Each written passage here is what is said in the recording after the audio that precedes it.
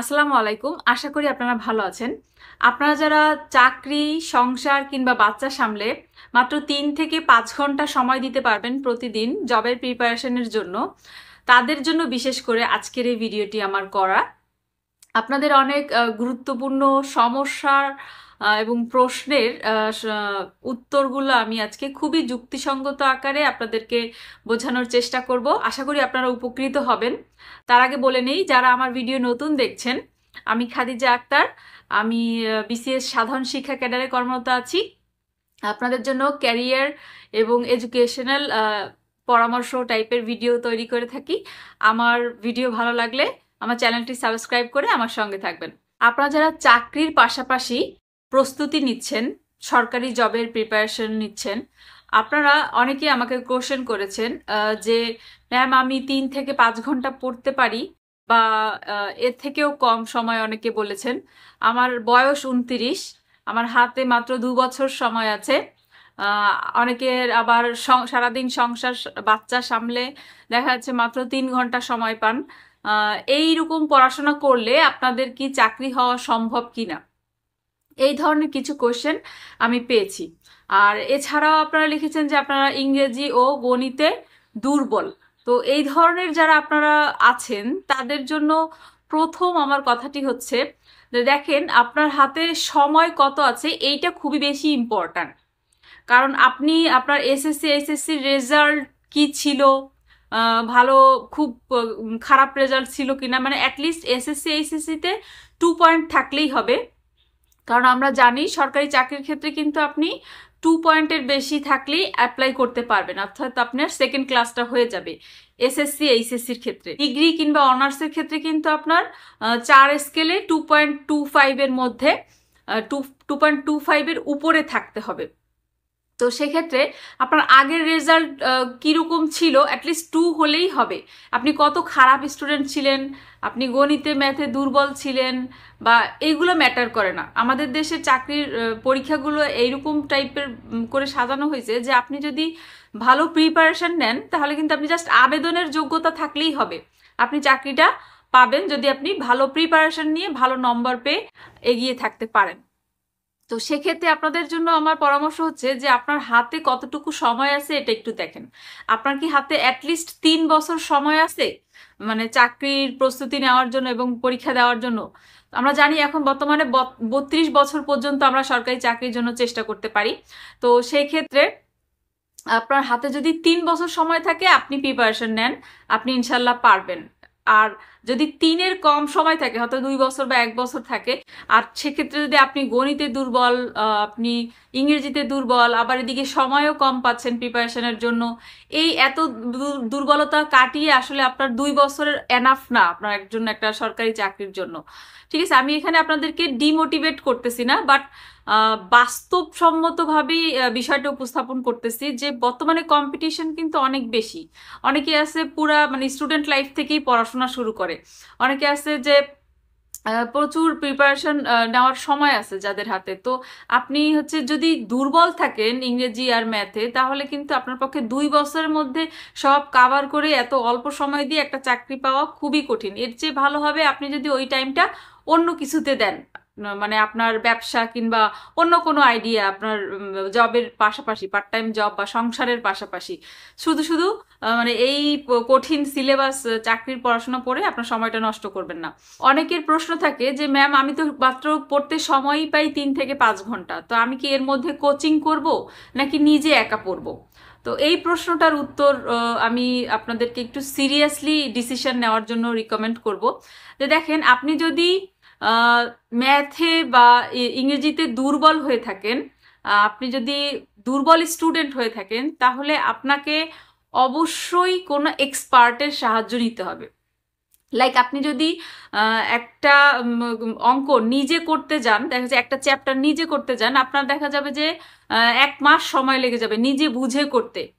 কারণ আপনি হচ্ছে আগে সেগুলো করেন নাই, ফাঁকিবাজি দিছেন। বাট আপনি যদি এক্সপার্টের সাহায্য নেন, এই সময়টা কিন্তু আপনার অনেক কমে যাবে।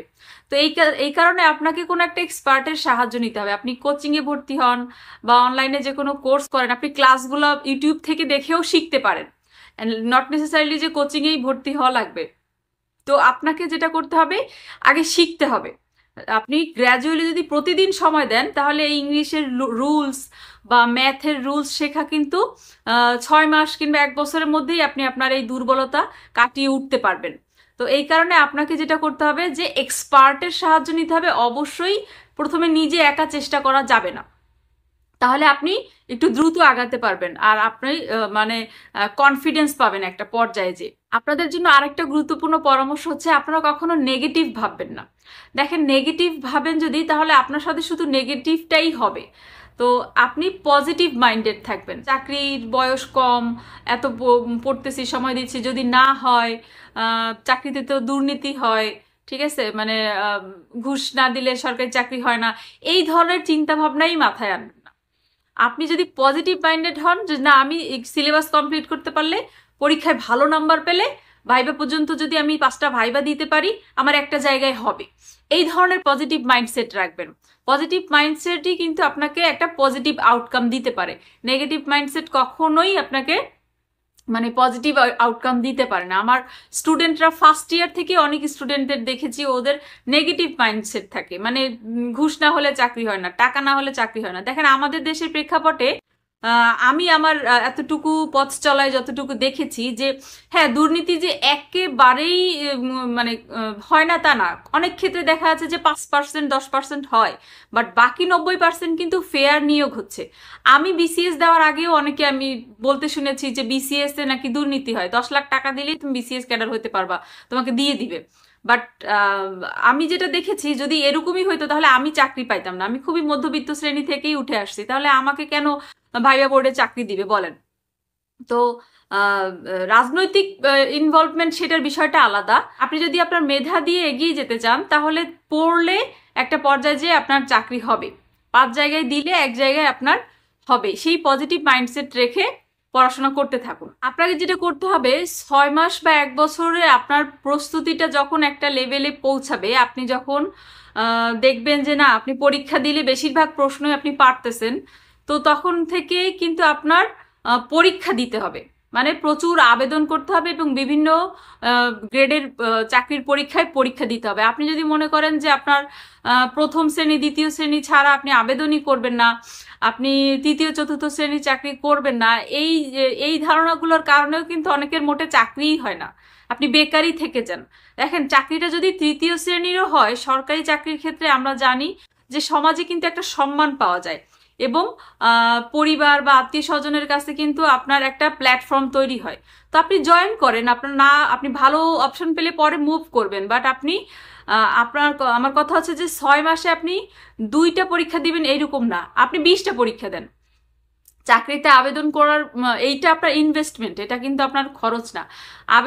এখন তো আবেদনের খরচ আরো কমিয়ে দিয়েছে, 200 টাকা হলেই আপনি আবেদন করতে পারছেন। তো প্রচুর পরিমাণে আবেদন করেন এবং প্রচুর পরিমাণে পরীক্ষা দেন, দেখবেন আপনার গ্র্যাজুয়ালি ইমপ্রুভমেন্ট হবে। প্রস্তুতি নেন এবং পরীক্ষা দেন, আপনার কিন্তু গ্র্যাজুয়ালি ইমপ্রুভমেন্ট হবে এবং আপনি একটা পর্যায়ে যায় টিকবেন, যে কোনো পরীক্ষায় ভাইবা পর্যন্ত যেতে পারবেন।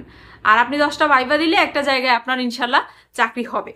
সর্বশেষ যেটা আপনাদের জন্য পরামর্শ থাকবে, সেটা হচ্ছে যে গ্যাপ দিবেন না, যে আপনি 3 ঘন্টা পড়েন আর 5 ঘন্টা পড়েন আর 6 ঘন্টা পড়েন, আপনি এই পড়ার মাঝে কোনো গ্যাপ দিবেন না। দেখা যাচ্ছে যে আপনার 2, 3, 4 দিন পড়ছেন না, 1 সপ্তাহ পড়ছেন না, তারপর যে আবার পড়া শুরু করতেছেন, এইরকম যেন না হয়।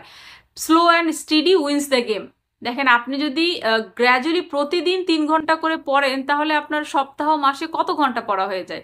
এর মাঝে কোনো গ্যাপ দিবেন না। যদি ইনকেস কোনো অ্যাক্সিডেন্টালি গ্যাপ হয়ে যায় 1 দিন 2 দিনের, সেটা ছুটির দিন বা অন্য দিনে সেটাকে কভার করে নেবেন। তো এই কারণে আপনি 3 ঘন্টা বা 5 ঘন্টা পড়েন, এটা কোনো ম্যাটার না। আপনি চাকরি করতেছেন, আপনি সংসার করতেছেন, বাচ্চা পালতেছেন, এইটাও কোনো ম্যাটার করে না। যদি আপনার ইচ্ছা শক্তি প্রবল থাকে যে না, আমি একটা চাকরি করব এবং আমি এই ভালোভাবে প্রস্তুতি নিয়ে পরীক্ষা দিব, ইনশাল্লাহ আমার চাকরি হবে। তো আপনাদের জন্য শুভকামনা রইল।